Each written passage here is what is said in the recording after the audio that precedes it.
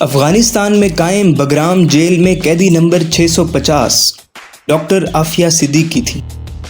Aafia Siddiqui Pakistani neuro scientist ہیں جو 1972 میں پیدا ہوئی۔ پاکستان میں ابتدائی تعلیم مکمل کرنے کے بعد عافیہ صدیقی 1990 میں اعلیٰ تعلیم حاصل کرنے کے لیے اسٹوڈنٹ ویزا پر امریکہ گئیں۔ 4 سال سے بھی کم عرصے میں عافیہ صدیقی نے MIT اور برینڈیز یونیورسٹی سے نیورو سائنسز میں ماسٹرز اور PhD کی ڈگری حاصل کی۔ عافیہ صدیقی اپنے خاندان کے ساتھ امریکہ میں ہی مقیم ہو گئیں۔ عافیہ الکفا ریفیوجی سینٹر اور مسلم اسٹوڈنٹ ایسوسی ایشن میں بطور رضاکار کام کرنے لگی۔ یہ دونوں امریکہ میں موجود مددی اور خیراتی ادارے ہیں۔ عافیہ اپنا زیادہ تر وقت خیراتی کاموں میں گزارتیں اور مسلمان ممالک جیسا کہ بوسنیا اور افغانستان میں جہاد کی بہت بڑی حامی تھیں۔ دوستو، مارچ 2003 عافیہ صدیقی کراچی میں تھیں جہاں انہیں 3 بچوں سمیت اغوا کر لیا گیا۔ عافیہ صدیقی پر الزام لگایا گیا کہ عافیہ کا دہشت گرد تنظیم القاعدہ سے نہ صرف تعلق ہے بلکہ عافیہ اس تنظیم کا باقاعدہ حصہ ہیں اور بہت سے دہشت گرد حملوں کی منصوبہ بندی میں شامل رہی۔ اس الزام میں کتنی حقیقت ہے؟ کیا واقعی عافیہ صدیقی دہشت گردی میں ملوث رہی ہیں یا پھر یہ سب من گھڑت الزامات ہیں؟ عافیہ صدیقی کی اغوا کاری میں کن ممالک کی خفیہ ایجنسیز شامل ہیں اور اغوا ہونے کے بعد عافیہ کے ساتھ کیا ہوا؟ میں ہوں زین کلیم اور اس ویڈیو میں ہم آپ کو یہی سب بتا رہے ہیں۔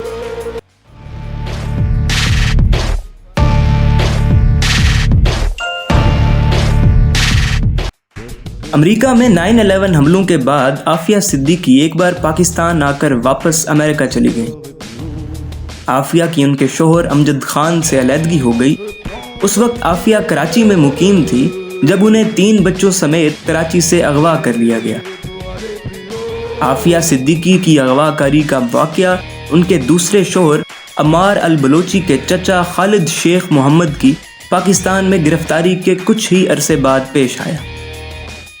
خالد شیخ پاکستانی اسلامی جنگجو ہے جسے 11 ستمبر کے حملوں کا مبینہ چیف پلانر سمجھا جاتا ہے۔ 9/11 کمیشن رپورٹ میں خالد شیخ کو 9/11 حملوں کا بنیادی معمار قرار دیا گیا، جسے CIA اور ISI نے مارچ 2003 میں راولپنڈی سے گرفتار کیا تھا۔ خالد شیخ نے جیل میں تفتیش کے دوران ڈاکٹر عافیہ صدیقی کا نام لیا اور الزام لگایا کہ عافیہ دہشت گرد تنظیم القاعدہ کی خبر رساں اور معاون ہے۔ اس الزام کے بعد CIA نے عافیہ صدیقی کو FBI seeking information terrorism list میں ڈال دیا۔ اس ٹیررزم لسٹ میں عافیہ صدیقی واحد خاتون تھیں اور اسی دوران عافیہ صدیقی کو بچوں سمیت پاکستان میں اغوا کیا گیا۔ اغوا ہونے کے بعد 5 سال تک عافیہ کی کوئی خبر نہ ملی۔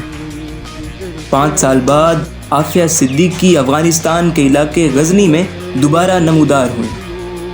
انہیں افغان پولیس نے قید کر رکھا تھا جہاں امریکی سیکیورٹی ایجنسی FBI ان سے تشفیش کر رہی تھی۔ جیل کے دوران عافیہ صدیقی نے FBI کو بتایا کہ وہ روپوش ہو گئی تھیں، لیکن بعد میں اپنی گواہی کو مسترد کرتے ہوئے بیان دیا کہ انہیں اغوا کر کے قید میں رکھا گیا تھا۔ عافیہ کے حامیوں کا یہ ماننا ہے کہ انہیں امریکی فوج نے سنگین قیدی کے طور پر بگرام جیل میں رکھا، لیکن امریکی حکومت اس الزام سے انکار کرتی ہے۔ امریکی اور افغان فورسز کی طرف سے الزام لگایا جاتا ہے کہ جب عافیہ غزنی میں قید کی گئیں تو پولیس نے عافیہ کی ملکیت سے سوڈیم سائنائڈ کے علاوہ کچھ ضروری نوٹس اور ڈاکومنٹس حاصل کیے جن کی مدد سے عافیہ بمبز بنا رہی تھی۔ پولیس کے مطابق عافیہ سے ایسی دستاویزات برآمد ہوئیں جن میں ایسی مشینوں کو بنانے کی ہدایات تھیں جو امریکی ڈرونز گرا سکیں۔ اس سب کے علاوہ عافیہ سے کچھ بڑے دہشت گرد حملوں کی منصوبہ بندی دستاویزات بھی حاصل کی گئیں۔ گرفتاری کے اگلے ہی دن عافیہ پر گولی چلا کر پولیس نے انہیں شدید زخمی کر دیا۔ امریکی تفتیشیوں کا یہ کہنا ہے کہ عافیہ نے پردے کے پیچھے سے رائفل پکڑی اور امریکی فوجیوں پر گولیاں برسائیں، لیکن عافیہ اس الزام کو مسترد کرتی ہے۔ عافیہ کا کہنا ہے کہ وہ صرف سپاہیوں کو دیکھنے کے لیے اٹھی اور ان سپاہیوں میں سے کسی ایک نے مجھ پر گولی چلا دی۔ زخمی عافیہ کو بگرام ایئر بیس میں علاج کی سہولیات دی گئیں اور پھر انہیں امریکہ لے جایا گیا۔ عافیہ پر امریکی فوجیوں کے قتل اور مسلح حملے کے الزامات تھے اور انہی الزامات پر عافیہ کو نیو یارک فیڈرل کورٹ میں پیش کیا گیا۔ نفسیاتی تشخیص اور علاج کے بعد جج نے عافیہ صدیقی کو باقاعدہ ٹرائل کے لیے فٹ قرار دیا۔ عدالت میں سماعت کے دوران عافیہ نے غراتے ہوئے کئی بار عدالتی کارروائی میں مداخلت کی، جس پر انہیں بہت بار کمرہ عدالت سے باہر نکال دیا جاتا تھا۔ فروری 2010 میں جیوری نے عافیہ پر لگے تمام الزامات کی سزا سنائی۔ پراسیکیوشن نے دلائل دیے کہ عافیہ کو عمر قید ہونی چاہیے، جبکہ عافیہ کے وکیل نے 12 سال قید کی سزا دینے کی درخواست کی کیونکہ وہ ذہنی بیمار بن چکی تھیں۔ عافیہ کے وکیل کے مطابق عافیہ پر گولی چلانے کے الزامات ہیں اور ان پر دہشت گردی سے جڑے کسی بھی جرم کے الزامات نہیں۔ اس کیس کے آغاز سے اس کے ٹرائل تک بہت سے بین الاقوامی ادارے، جن میں ہیومن رائٹس انسٹیٹیوشنز بھی شامل ہیں، نظر رکھے ہوئے تھے۔ ایمنسٹی انٹرنیشنل نے اس ٹرائل کو مکمل طور پر شفاف قرار دیا۔ 4 برطانوی پارلیمنٹیرینز نے امریکی صدر براک اوباما کو خط لکھتے ہوئے اس گرفتاری کے خلاف احتجاج کیا۔ ان پارلیمنٹیرینز نے عافیہ صدیقی کی گرفتاری کو امریکی آئین میں 6 ترمیم کے خلاف ورزی قرار دیا۔ ان 4 برطانوی پارلیمنٹیرینز میں لارڈ احمد، لارڈ شیخ، لارڈ پٹیل اور محمد سرور شامل ہیں۔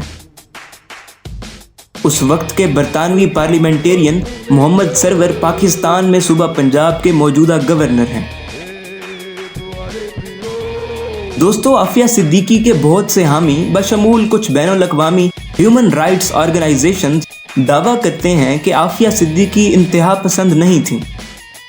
ان کو اور ان کے بچوں کو غیر قانونی طور پر اغوا کیا گیا اور روح پوشی کے 5 سال کے دوران پاکستانی یا امریکی خفیہ ایجنسی یا پھر دونوں ممالک نے مل کر عافیہ کو غیر قانونی طور پر قید میں رکھا، جہاں انہیں ذہنی اور جسمانی طور پر شدید ٹارچر کیا گیا، جبکہ پاکستانی اور امریکی حکومتیں اس طرح کے تمام دعووں کو مکمل طور پر مسترد کرتے ہیں۔